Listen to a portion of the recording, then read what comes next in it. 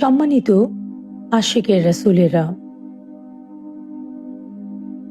কামেল মুর্শেদ ধর্মটাকে আরো সহজ, সুন্দর, সাবলীল করে সকলের কাছে সহজ করে উপস্থাপন করেন, যাতে মানুষ পাপ পঙ্কিলতা থেকে বেঁচে আল্লাহ রাসূলের আশিক হতে পারে।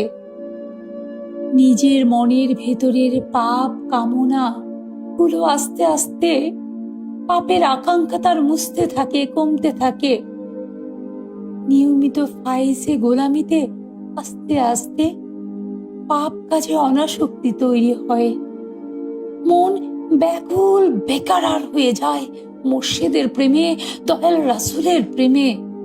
বারংবার দয়াল রাসূল এবং আল্লাহর প্রেমে মন ব্যাকুল হতে থাকে, মন বেয়ারা হয়ে যায়।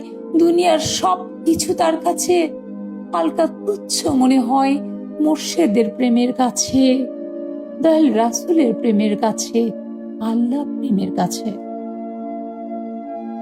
প্রসঙ্গত কারণে একটি উদাহরণ দিচ্ছি। প্রত্যেকটি মানুষের মন ধরে নিন এক একটা মাল্টিপ্লাগ। কেউ সেই মাল্টিপ্লাগের ক্যাপাসিটি বা ফায়েজ বা তরিকতের সাধনায় উচ্চতরের ভোল্টেজ ধারণ করতে সক্ষম হয়েছে। তিনি তার শরীরের বুকে কিছু আল্লাহ রাসূলের নিয়মতান্ত্রিক জীবন যাপনের মাধ্যমে আল্লাহর প্রেমে তার হৃদয়ে পাপ কালিমা প্রতিনিয়ত ধুয়ে মুছে একাকার হয়ে তার হৃদয় পবিত্র হয়। তাই তার হৃদয়ে ময়লা জমতে পারে না। তার হৃদয়ে মুর্শিদ দেখা দেন, তার হৃদয়ে দয়াল রাসূল সাল্লাল্লাহু আলাইহি সাল্লাম দয়া করে দেখা দেন। তিনি মহান সত্তাকে দেখেন। ধরে নিলাম তিনি মাল্টিপ্লাগের মতন, যদি তার হৃদয় মাল্টিপ্লাগ থাকে, তবে তা যদি ধরে নেই অনেক কারেন্ট ধরে রাখার মতো উচ্চমানের ভোল্টেজ ধারণ করা একটি মাল্টিপ্লাগ তুল্য। মাল্টিপ্লাগের মাধ্যমে হাই ভোল্টেজের বিদ্যুৎ আনতে গেলে অনেক সময় কারেন্ট চলে যায়, চারপাশে অন্ধকার হয়ে যায়, ট্রান্সমিটার বাস্ট হয়ে যায়। কারণ মাল্টিপ্লাগের যদি ধারণ ক্ষমতা কম থাকে, তাহলে ওই মাল্টিপ্লাগ দিয়ে অধিক বিদ্যুৎ দ্বারা পরিচালিত করে নিন রুমের হিটার কিংবা অন্যান্য যন্ত্র, যেগুলো অনেক কারেন্ট শোষণ করে, এরকম যদি হিটার কিংবা অন্যান্য উচ্চ মানের কোনো বিদ্যুতায়িত কোনো কিছু ব্যবহার করতে যাই, তাহলে অনেক সময় মাল্টিপ্লাগের যখন আমরা কানেকশন দেই, তখন মাল্টিপ্লাগে আগুন ধরে যায়, বাস্ট হয়ে যায়, পুরো রুম অন্ধকার হয়ে যায়। এরকম কি ঘটনা ঘটেছে দেখেছেন? কারণ ওই মাল্টিপ্লাগে অধিক ভোল্টেজ সংগ্রহ করার ক্যাপাসিটি নাই, ধারণ ক্ষমতা নাই। এই প্রসঙ্গে আমার নানাজির একটা কথা মনে পড়ছে। আমার নানাজি ইমাম শাহ চন্দ্রপুরী রহমতুল্লাহ আলাইহি বলেছেন, আল্লাহর ভেদ বুঝা দেয়, বুঝানেও দেয়।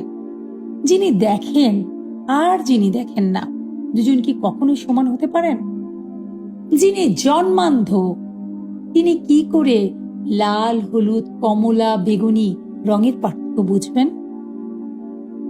যখন সাধক সাধনার বিভিন্ন মাকাম, বিভিন্ন স্তর অতিক্রম করতে থাকেন, তখন আল্লাহ তাআলা দয়া করে তার রুহকে বিভিন্ন স্তরে স্তরে পর্যবেক্ষণ করান।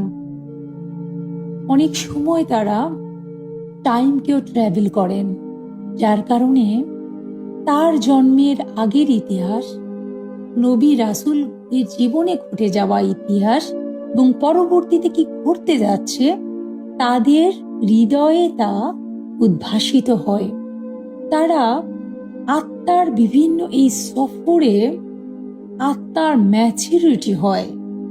আত্মার ধারণ ক্ষমতা বাড়ে।